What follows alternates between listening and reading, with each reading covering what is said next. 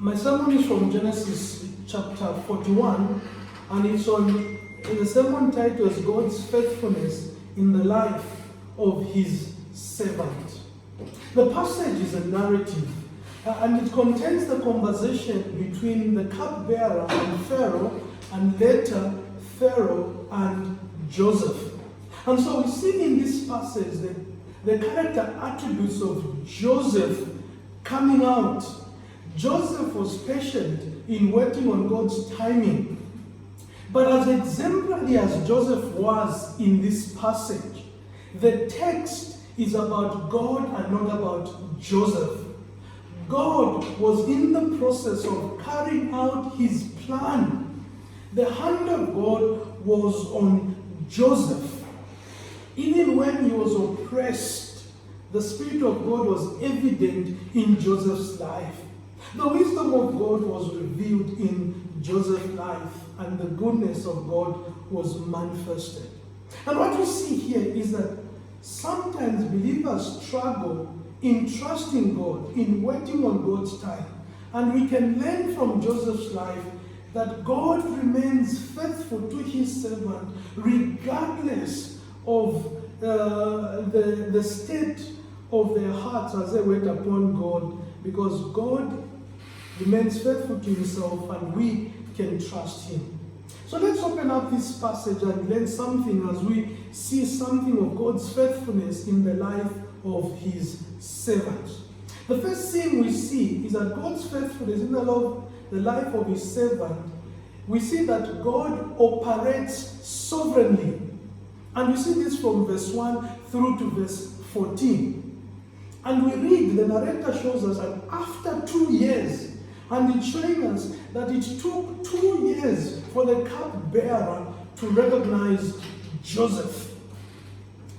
Joseph had been in prison for that long after he interpreted the dream of the cupbearer. But God knew the time had come for Joseph, and Joseph had learned. And boom, the narrator shows us Pharaoh had a dream. And we see something of the similarities between the dream Pharaoh had and the dream that Nebuchadnezzar had in Daniel chapter 2. Both were troubled by these dreams. Both tried to bring the wise men of the day to interpret the dreams, and the wise men in both situations failed. And at this point, God brings his servant Joseph on the scene, showing us that God operates sovereignly. He orchestrated the events in Joseph's life to bring him to this point. Secondly, we see that God provides opportunities for the manifestation of his name among pagans. And we see this from verse 15 through to verse 36. Joseph is made ready, or at least he's prepared. We're told he's shaved and is ready to appear before the king. And Pharaoh says, I heard of you. And again we see that this is one area where the cupbearer's report was incorrect. Pharaoh's statement implies that Joseph was able to interpret dreams. But Joseph was quick to deflect this report and says, only God can interpret dreams. And Joseph wanted Pharaoh to quickly recognize that it wasn't Joseph, it was about the living God who's able to interpret dreams. And so Pharaoh recounts the dreams of his dream to Joseph, and Joseph immediately begins to interpret the dreams, and he does so by giving 3 introductory remarks.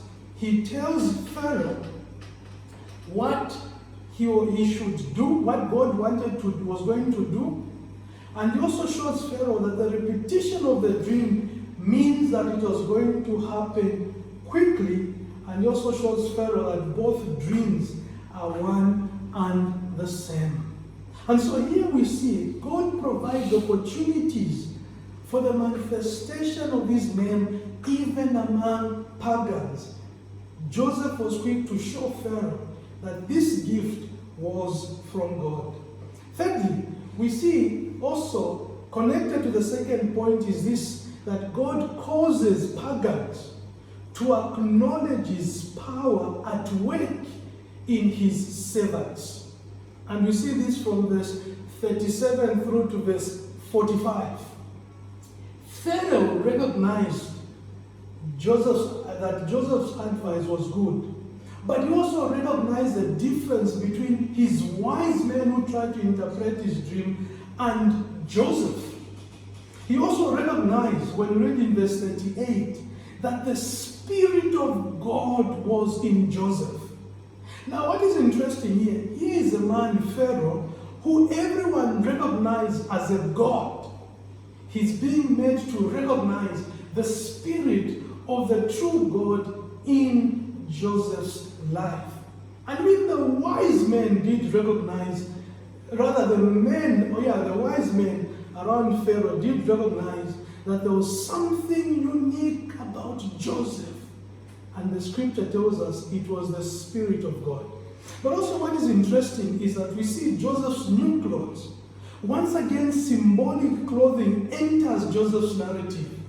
He has gone from his coat of many colors that his father gave him to the coat or the cloak which Potiphar's wife tried to seduce him with or that grabbed in her hand. And now here we see again Pharaoh clothing Joseph with new clothes and giving Joseph a new name, which among the Egyptians, the name that was given was the fact that God lives or God speaks.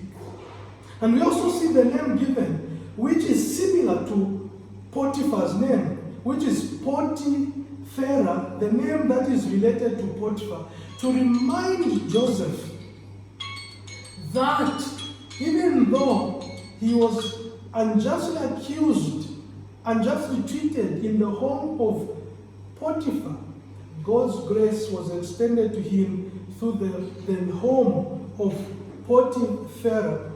God caused Pharaoh pagans to acknowledge his power at work in his servant. Let me end here. My 7 minutes is up.